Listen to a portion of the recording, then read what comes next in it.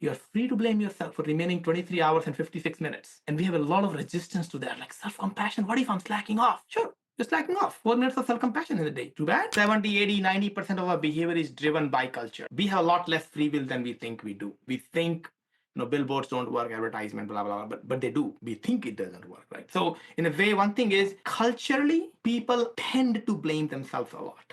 They show off, they don't. They fight, but internally there's a lot of blame. It just happens a lot for people. At least I've talked to 500-600 people through coaching these days. Couple people maybe I met who don't blame themselves. That's it. So it's useful to just imagine that most of your behavior is that. I'm not saying you are just that. There is a lot more. There are nuances to your behavior, but assuming that and self-compassion makes sense at that point. We tend to think, oh, either I'll take responsibility or I'll slack off. It's a choice.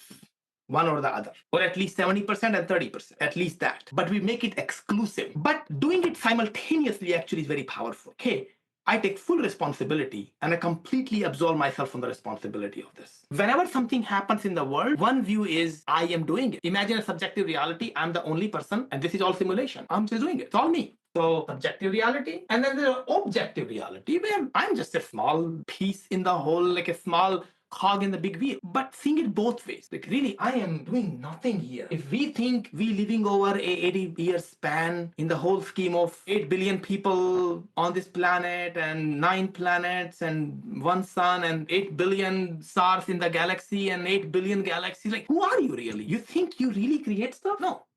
Otherwise, like in your world, you are the creator. And being able to say both and being able to switch between those two views and then superimpose the two views is not just a combination of A and B. If something C comes out of that. I'll give an example of this. In a stereoscopic vision, if look from left eye, something you see from right eye, something you see, and what comes out is actually more than the sum of the parts. Something emergent comes out of that. So that's what comes out when you are able to do both. So I think at any point, it makes sense that you were powerful and you didn't do it and you're blaming yourself and have self-compassion. At the same time, you could do better and being able to switch that. A lot of time we just use one or the other. And when we do self-compassion, by the way, we really are talking about a few minutes a day of self-compassion. Can you sit down morning and evening, 2 minutes time and do have compassion over yourself? You're free to blame yourself for remaining 23 hours and 56 minutes. And we have a lot of resistance to that, like self-compassion. What if I'm slacking off? Sure. You're slacking off. 4 minutes of self-compassion in a day. Too bad. It will never go away, slacking off. At some point, we are not doing our best. We can always do better. And you're a rational person. Nobody can convince you this is the best you can do. If somebody convinces you, I mean, either you are high or they are high. Like something is off here. So that's always there. It's just saying, I think you're always looking at the right eye, right eye, right eye. Engage the left eye a little bit here and there, and you will see something emergent comes out of that.